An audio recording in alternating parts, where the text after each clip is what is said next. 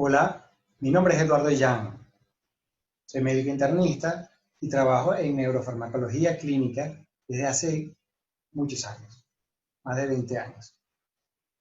Lo curioso de todo de estar aquí frente a ustedes es que ustedes son un público abierto y no necesariamente las personas con las que yo normalmente discuto este tipo de asuntos, ¿no? De la neurociencia. Hace 20 años nadie hablaba de neurociencia. Hoy en día hay hasta canciones. Todo el mundo tiene interés en lo que diga neuromarketing, neurocoaching, neuromercadeo, neuro lo que sea. Eso llama la atención inmediatamente. Entonces, de estar vamos a decir, un poco envuelto en un ambiente muy aislado de los demás, ahora resulta que nos solicitan dar una conferencia a un público abierto. Eso es realmente una experiencia para mí. Entonces voy a tener mucho gusto de transmitirles algo que realmente les sea de utilidad, que ustedes realmente puedan decir que ahora tienen criterio y tienen un conocimiento que les sirve para tener una interacción con sus hijos, con sus clientes, con las personas que los rodean y para comprenderse a sí mismos. Porque, fíjate tú, vamos a hablar de la neuroquímica de los procesos mentales. ¡Wow! ¿Qué significa neuroquímica? Bueno, sustancias químicas en el cerebro. ¿Y qué me puede interesar a mí eso? Luego está los procesos mentales. ¿Qué son los procesos mentales? Entonces, ya empezamos a ver que el tema, desde su título, es árido. Pero vamos a hacerlo y ustedes van a estar muy contentos de recibir esta información porque les va a servir de algo. ¿Qué son los procesos mentales? Los procesos mentales es lo que hace tu mente. Pensar, aprender, tener memoria, tener emociones, sentimientos, esos son los procesos mentales. Todo lo que produce tu mente son los procesos mentales. Vamos a decir, curiosidad, hay conductas instintivas, automáticas, que también son parte de los procesos mentales. Entonces, ¿qué es la neuroquímica? La neuroquímica es la química del cerebro. Entonces, vamos a aprender cómo hay un grupo pequeñísimo de neuronas que tiene un pulso de sustancias químicas al resto del cerebro. Y ese pulso puede variar como un sub y baja y puede darnos una perspectiva muy distinta ante una misma experiencia, incluso ante un mismo recuerdo.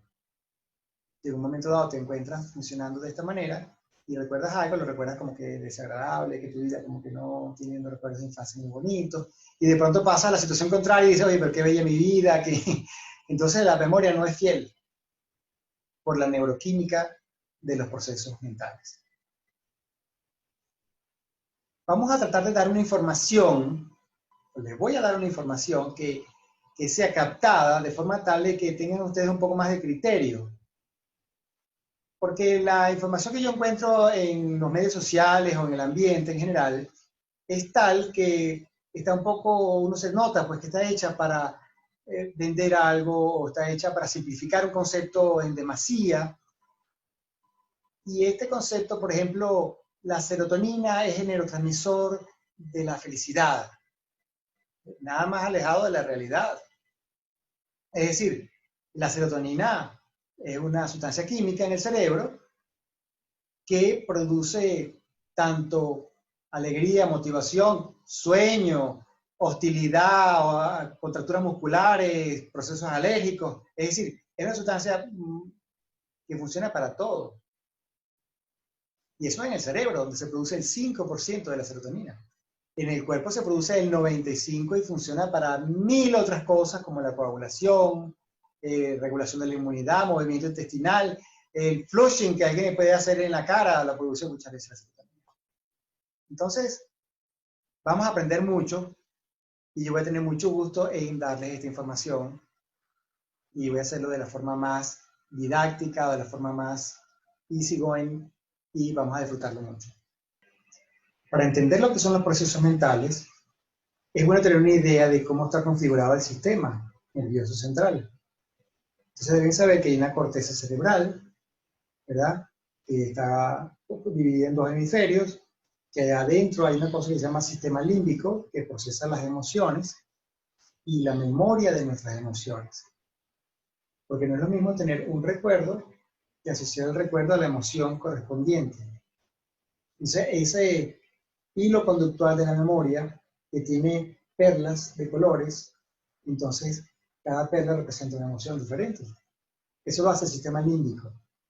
Y cuando vemos un tema, por ejemplo, el de la maternidad, entonces inmediatamente aparecen todas las emociones y los recuerdos asociados con ese concepto de la maternidad. No puede ser lo mismo la maternidad para una persona que no ha tenido hijos que para una que sí los ha tenido. Entonces, el sistema límbico se encarga de eso.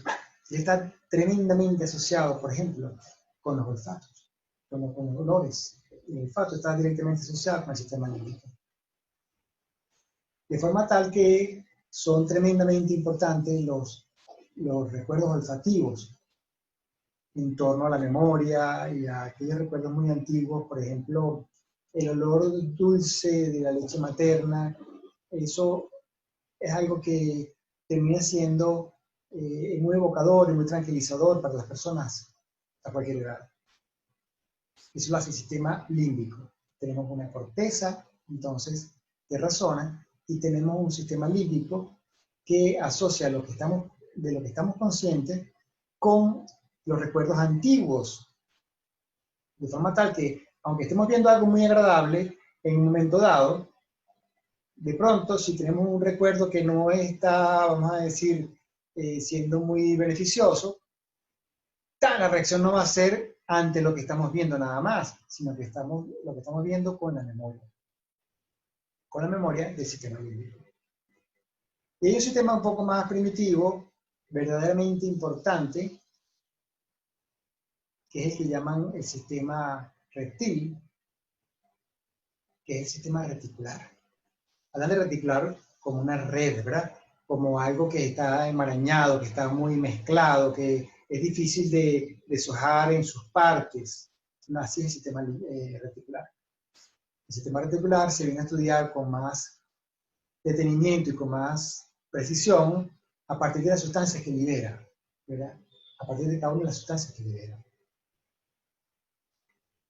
El sistema reticular es el sistema más primitivo del cerebro. Es decir, muchos animales en la historia evolutiva ya lo tenían. Eran muchos animales muy antiguos. A medida que fue evolucionando el sistema nervioso, ese sistema reticular, como una semilla, dio origen a un pequeño tallo y a dos hojitas que vienen siendo los hemisferios cerebrales. Y a una raíz que viene siendo el sistema nervioso periférico. Entonces, el sistema reticular, a pesar de ser sumamente primitivo y sumamente pequeño, tiene una influencia tremenda sobre el resto del sistema nervioso. Y por lo tanto, con respecto a todo nuestro cuerpo, él es el que dirige la orquesta del cuerpo. Las hormonas que se liberan, dirige la inmunidad, dirige la tensión arterial, la frecuencia cardíaca, el ritmo de sueño y de vigilia, conductas automáticas. Es un sistema tremendamente complejo, es como un mini cerebro en sí mismo y tiene una gran influencia en nuestra corteza. Tenemos un razonamiento, tenemos una ética, tenemos una educación, religión, cultura, etcétera, etcétera, etcétera. Y todo esto nosotros pensamos que dominamos desde la conciencia, desde la corteza cerebral. Pero a veces una persona con un gran conocimiento, con una trayectoria de padre, de qué sé yo, que tenga una gran background desde el punto de vista científico o profesional o de experiencia o como un rector religioso, etcétera, puede tener eventualmente una conducta que no se compagina con toda esta formación. Entonces hay algo que no está bien, ¿verdad? Puede tener crisis ansiosa, crisis de pánico, puede tener trastornos de conducta o una conducta ostracista que no se lleva bien con su filosofía de vida. Cuando eso ocurre, tenemos un trastorno del sistema nervioso, específicamente en el sistema reticular. Allí es donde actúa la mayoría de los neurofármacos, más específicamente. Cuando queremos disminuir o aumentar la serotonina, por ejemplo, con tantos fármacos famosos que se han utilizado para ello, actúan allí, donde están los grupos de neuronas que liberan serotonina. Ahí están los grupos de neuronas que liberan noradrenalina. Ahí están los grupos de neuronas que producen la dopamina. Entonces, la química, la neuroquímica, subyace principalmente en el sistema reticular. Está en directa relación con un sistema que llaman vegetativo, que gradúa la tensión arterial, que produce que tú sudes, o que te sube la tensión, o que te baje, que hace el movimiento intestinal, se encarga de todo. Entonces, todos los sistemas muy primitivos, muy pequeños, incluso tienen una estrecha relación con los grupos de neuronas que inervan los músculos que llaman de la cara, o los músculos vulvares, nacen de un bulbo. La médula espinal se engruesa antes de llegar al cerebro y eso se llama bulbo. Entonces allí nace una cantidad de nervios, 12 pares, que nos dan el movimiento ocular, que la expresión de la cara, la risa, el biting, la conducta para la sensibilidad del oído, las reacciones, el equilibrio, la contractura del cuello. Es decir, todo en el sistema reticular, en esa vecindad del bulbo raquídeo, está tremendamente conectado, fuertemente inervado, y se puede ver en la expresión de la cara. De forma tal que el bienestar del sistema reticular, que pulsa la química de nuestro cerebro, se puede ver en la cara, en la conducta, en la forma de hablar, en la relajación, en el patrón de sueño, de forma tal que uno puede tener una visión bastante completa de una persona cuando sabe interrogar, cuando sabe observar, y eso cualquier madre lo ha hecho. Les comento de todo esto porque cuando hablamos de la neuroquímica de los procesos mentales, estamos hablando de cómo el sistema reticular, pulsador de tanta química, como les mencioné, 3 neurotransmisores nada más, le hablé de dopamina, noradrenalina, serotonina, también hay histamina, también hay sistema GABAérgico, acetilcolina, etc. Todas estas sustancias tienen un impacto tremendo en cómo vemos nuestro entorno. Porque el sistema reticular no es uno solo, sino que él funciona en varias modalidades.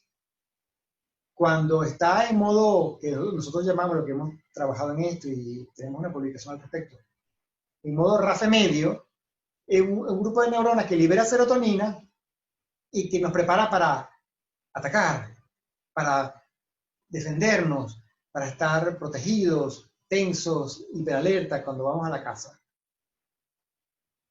Y el RAFE dorsal hace la conducta contraria, de forma tal que en el sistema reticular hay grupos de neuronas que tienen una función antagónica y con conexiones al resto del cerebro que son complementarias. Un poco de esto lo vamos a ver también. El sistema reticular nos va a dar a nosotros una pista muy importante de esos cambios de conducta en personas que tienen un alto nivel intelectual. Curiosamente, nuestra filosofía de vida, nuestra ética, nuestros recuerdos y todo lo que nos conforma como personas y como individuos, le da también una forma de trabajar al sistema reticular. De modo que la influencia entre los sistemas es multidireccional.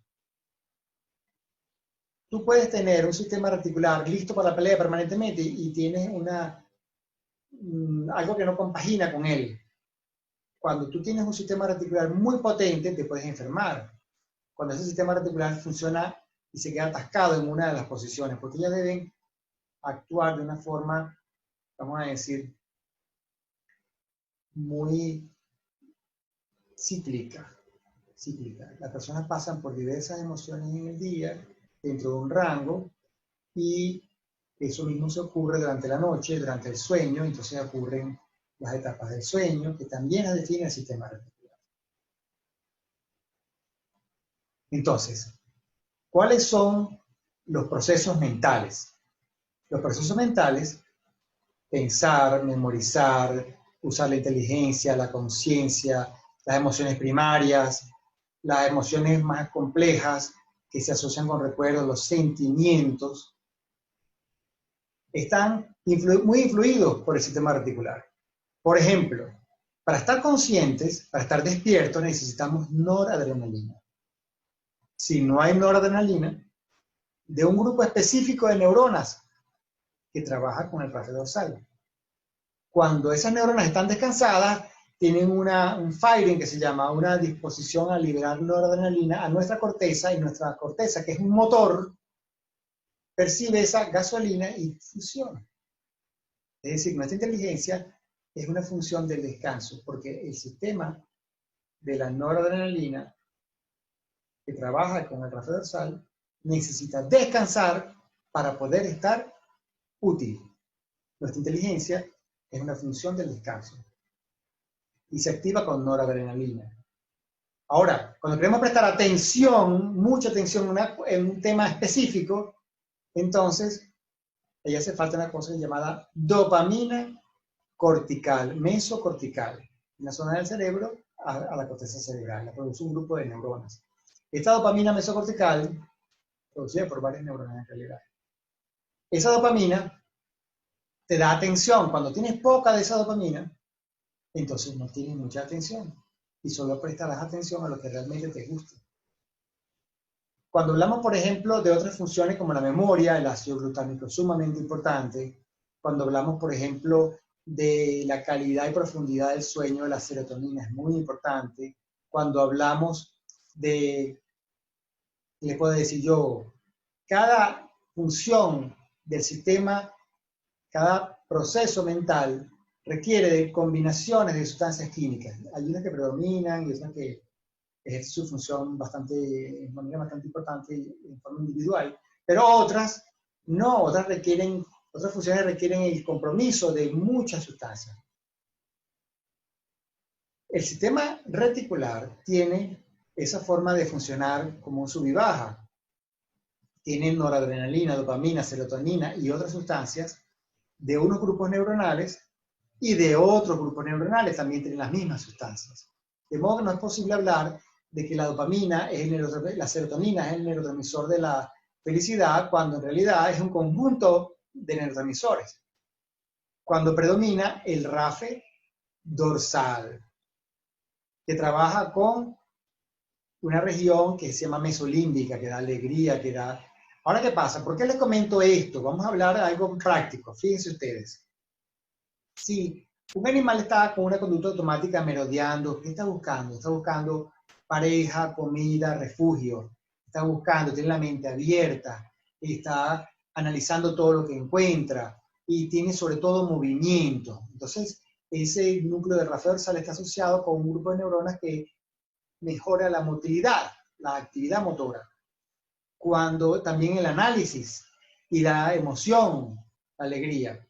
Cuando encuentra lo que quiere encontrar, lo que necesita, ocurre como cuando un gato encuentra a lo que quiere comerse, un ratón. El gato rápidamente cambia esa conducta de búsqueda a una conducta de quedarse estático, como un resorte presto para saltar y caer con elegancia. Entonces el sistema del equilibrio se activa muchísimo, y el del oído para ver qué factores por ahí viene la presa. Entonces, esa modalidad de búsqueda con el rafe dorsal y de caza del alimento del rafe medio, cuando ocurre en una persona y se queda estático, que no tiene la flexibilidad de vida por motivo de un cansancio crónico, es decir, la persona que está en forma crónica cansada, que tiene mucho tiempo, que no duerme bien, cuando se levanta en la mañana está ya cansada de lo que hizo el día anterior, y cuando pasan los días está cansada no de lo que hizo ese día, está cansada de lo que hizo el día anterior, la semana pasada, el mes pasado, porque tiene un cansancio crónico. Mientras más fuerte, más tolera esa situación de cansancio crónico y más se afecta. Cuando hay esa afectación tremenda del sistema reticular, entonces ocurre una adaptación muy fuerte hacia el RAF medio, entonces la persona se vuelve reactiva, contracturada, tensa, le aparece el bruxismo, que es apretar los dientes, le aparece una sensibilidad tremenda al oído, reacciona exageradamente. ¿Por qué? Porque el RAF medio está directamente conectado con un grupo de neuronas, por ejemplo, llamado la amígdala, al corazón de la amígdala, y hace que tenga una reactividad exagerada. Las conexiones que tiene con el cerebro no son precisamente para el razonamiento, sino con otras zonas del cerebro que tienen otras funciones automáticas. Entonces la persona ha dejado de ser ella misma así para convertirse en una versión poco flexible, poco dinámica de su propia persona. Eso se puede evitar, evitando el cansancio crónico, evitando la fatiga. Entonces eso es una de los mensajes que le pudiera transmitir. Tenemos conductas automáticas indeseables, tenemos emociones indeseables, tenemos una perspectiva del mundo indeseable cuando el sistema pierde su flexibilidad, cuando el pulso de las sustancias químicas sobre nuestro intelecto, nuestras ideas. Para aprender hace falta estar descansado. Para disfrutar hace falta estar descansado. Para dormir bien hace falta tener cierto nivel de descanso, curiosamente.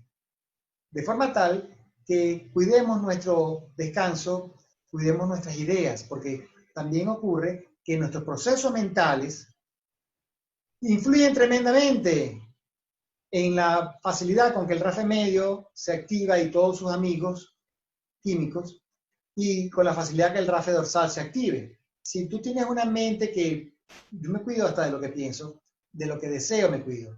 ¿Por qué? Porque debo mantener una higiene del pensamiento. Eso lo hacen muchos los que trabajan en psiconeuroinmunología. Y ellos se refieren específicamente al trabajo de la psique, de las ideas y de las creencias, y cómo esto repercute neurológicamente y de una manera positiva o negativa en la inmunidad. Psiconeuroinmunología. Entonces ellos trabajan en la psique para producir un beneficio en la inmunidad. Yo trabajo en neurofarmacología clínica. ¿Qué significa eso? Que trabajo con fármacos que actúan directamente sobre el sistema reticular y producen cambios no solamente en la inmunidad, sino en las hormonas, en la tensión arterial, en el desempeño de las alergias, en el desempeño del tubo digestivo, etcétera, etcétera, etcétera. Entonces, claro, eso depende de qué herramienta haga falta en el momento dado, no son excluyentes. Porque con fármacos se puede atender, por ejemplo, la miastenia gravis, que es una enfermedad inmunológica, neuroinmunológica, donde uno corrige aspectos de la química del sistema reticular y termina produciendo capacidad para masticar, hablar, tragar y respirar, que son las afecciones de estos pacientes, y les devuelve la fuerza muscular en todo el cuerpo. Es una afección bastante grave, que tuve la oportunidad, y estoy muy contento por eso, de dar una conferencia respecto a un tratamiento nuevo de la miastenia gravis, con un enfoque neurofarmacológico en la Cumbre Mundial de Neurociencia y Neuroinmunología en pasado febrero, antes de la pandemia. Entonces, ¿qué les puedo decir? Algo que les quede, que les sirva, que les dé una orientación de respecto a lo que es la neuroquímica de los procesos mentales. En primer lugar, funciona en todas las direcciones, es multidireccional. Nuestra psique afecta nuestro sistema reticular y también, en consecuencia, a todo nuestro cuerpo. Las modificaciones de la conducta del cuerpo, por ejemplo, en el yoga, modifican al sistema reticular y por lo tanto también nuestra psique. La estructura de las ideas y las creencias modifican en una dirección y la postura y la actividad física y el deporte modifican en la dirección opuesta. Todo por intermedio del sistema reticular.